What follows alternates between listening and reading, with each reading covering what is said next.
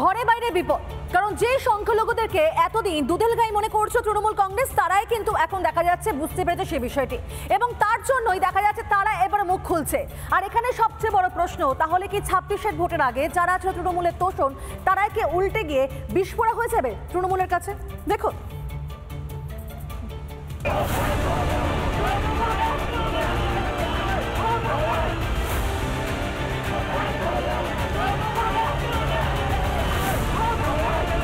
আমাদের নিরাপত্তা যদি পুলিশ না দিতে পারে তো সাধারণ মানুষের দেবে কি করে? এত খুনোখুনি হয় ভোটের সময় বা অন্যান্য সময়, মারামারি হয়, খুনোখুনি হয়, তারপরে যারা খুন করছে তারাও মুসলিম বেশিরভাগটাই, এবং যারা খুন হচ্ছে তারাও তাদের অজ্ঞতা, এবং তারা নেমে পড়া হুট করে লাফ মেরে নেমে পড়া আর কি, একটু উস্কানি পেলো না নেমে পড়লো, বুঝলো না ভালো মন্দ এটা ওটা বুঝলো না। পলিটিক্স করতে সেখানে আমার জাতিকে কেউ লাত মারবে আর আমি সেটা বরদাস্ত করব। আগে আমার পলিটিক্স না, আগে আমার জাতির সত্তা।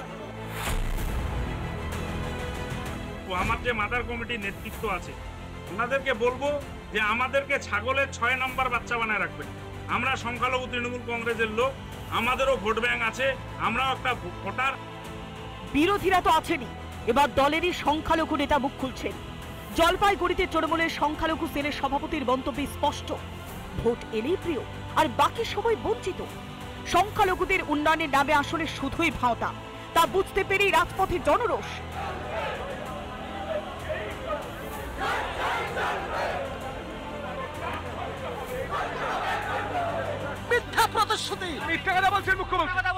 প্রতিশ্রুতি দিয়ে ভোট ব্যাংক হিসেবে কাজে লাগিয়ে নেওয়ার পরে আমাদেরকে ছুড়ে ফেলে দিতে চাইছেন। বেরিয়ে পড়েছে ক্ষমতার বীজদাত লোক, সর্বনাশা তোষণ যে আগুন জ্বালিয়েছে বেরিয়ে পড়েছে সেই সত্যিও।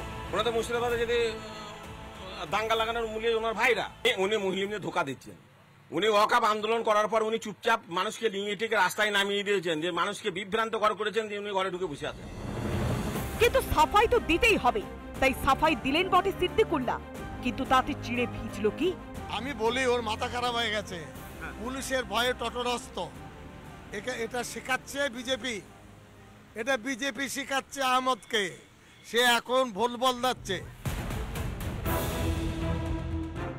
শাসনে থাকতে ভরসা তোষণ, সেই বেলুনে ওরা দিন বুঝেবার শেষ।